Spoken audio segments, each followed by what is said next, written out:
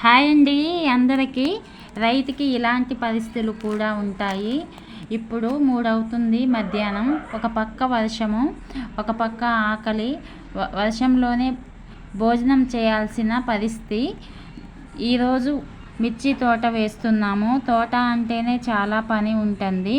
అందుకని 3ంటికి తినే పరిస్థితి వచ్చింది. ఈరోజు నేను చేసిన వంట పప్పు, గోంగూర చట్నీ, ఆవకాయ పచ్చడి, పెరుగుతో ఇలా భోజనం చేస్తున్నాము.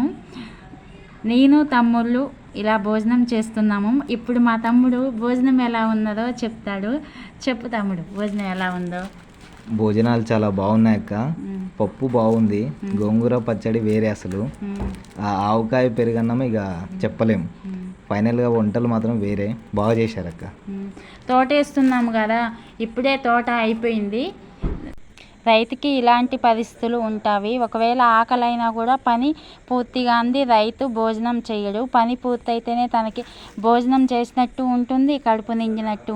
పని అయిపోయాక మనస్ఫూర్తిగా తింటాడు రైతు.